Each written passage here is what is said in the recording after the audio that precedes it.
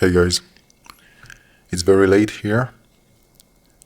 I just came back from walking about 10 miles, maybe a bit less, and I had to walk that long in the forest to ponder a conversation I had just before I started walking. I actually didn't have, it wasn't my intention to walk that long and that deep in the forest, but I did because I just tried to have an argument with a woman. And by argument, I mean not a heated argument, but a reason-based argumentation. And it had been a long time because I actually knew that it's not a good idea to try and let a woman be argumentative around you. But sometimes we need to make mistakes in order to remember why we try to avoid them. And that was such a case. So it was an interesting argument. It was about war and geopolitics and military strategy, and the topic doesn't actually really matter, although it's quite fashionable nowadays to discuss this, but the topic in itself doesn't matter. What was interesting was the thinking process of the woman in question.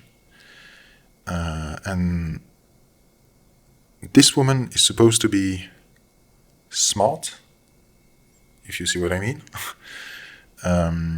She doesn't have that low of an IQ. She had a job all her life. She's well adapted, no problems anywhere.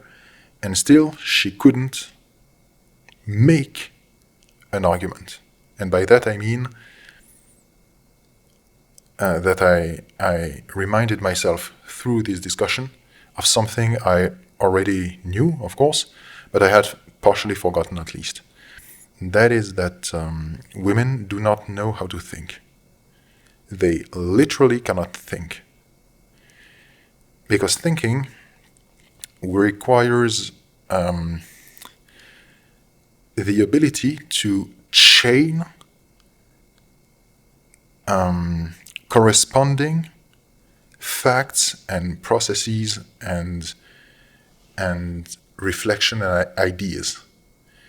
One cannot think if one cannot relate an idea to another and form a chain of thought, literally. That's thinking. Thinking is not just entertaining one idea, it's having it interact and react to other ideas, linked ideas. And women are literally unable to do that. And I was just reminded of that. The discussion actually lasted for about 2 hours, almost 2 hours. And it was very draining, of course, but it's kind of like talking to a child. If you take something a child does at heart, it's gonna rub you the wrong way usually. But if you just see it as a normal growing process and learning process, it's okay. And because the child doesn't know better and shouldn't actually know better, for now at least. And a woman is the same thing. The woman cannot do better, so you can't really be sour from that. But still, it lasted for 2 hours, and for 2 hours, I tried to have this woman chain two ideas together, and not even that actually. I tried for 2 hours to have this woman chain one of her ideas to one of mine. And by that I mean that I provided an argument And I expected, as one does when one debates any topic, to get an answer related in some way to the argument I've made and to the topic at hand, or the under topic at hand, the subtopic at hand. And that literally hasn't been the case for the 2 hours of the discussion. Not once. And I'm not lying, I'm not exaggerating. Literally not once did I say something and get a related answer in return. I don't even mean a valid counter-argument. I just mean a reply that in some way related to what I said. Not once in 2 hours. And that was jarring. And what's even funnier is that I spent those 2 hours reducing and oversimplifying and making examples and exposing like alternate thought processes, and I tried to make very simple examples and historical parallels, and I tried everything to simplify the discussion as much as I could. I even played devil's advocate and starting argumenting against myself to try and have her understand what a counter-argument means. And even like that, I couldn't make her say anything that made even a modicum of sense. Not one sentence. And at the end, I was actually proud of me because it took me 2 hours, but I managed to essentialize the debate so much. Of course, it was very simplified, it was very monofaceted, but I did manage to simplify the debate so much that I had it summarized in just one question, literally just one question. And it was I don't know how you say that in English, but it was a closed question, a question you can answer by yes or no. Okay? So the simplest possible question ever. And it was, the question was actually the definition of a simple word. One word. The word actually doesn't matter. It's one word with a very clear-cut definition that anybody can give, even a 6-year-old can give easily. And it's a very simple concept. And I essentialized this debate to this one word, and I asked if a definition that I gave corresponded to this one word. Like, is this definition that I'm going to give you the definition of the following word? That is the crux of the debate. And the answer was obviously yes. I gave her the definition of the word that represented the pivoting point of the whole debate. And the answer was yes, it is the right definition. And I asked her, is it a yes or a no? Is it the right definition that you can read in any fucking dictionary? Anyone? And she answered no.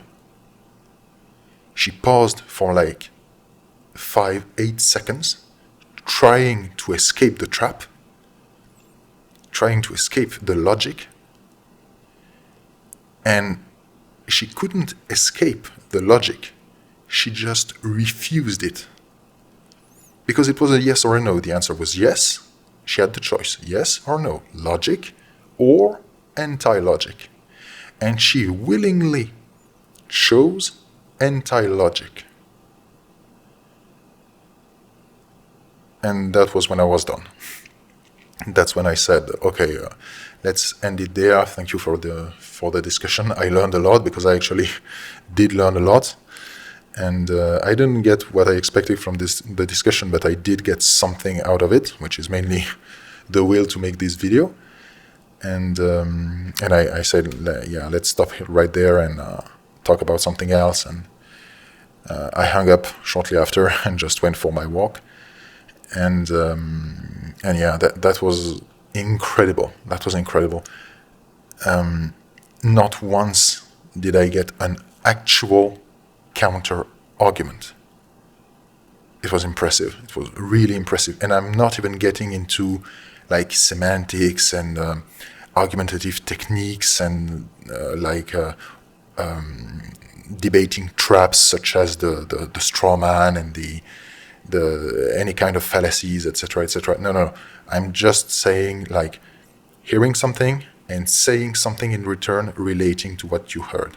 And she wasn't even able to do that once in 2 hours. And the topic at hand, the controversial topic at hand, wasn't even complicated. War, as we were discussing it, and geopolitics isn't actually complicated. It's basically numbers. It's pretty easy. It's numbers.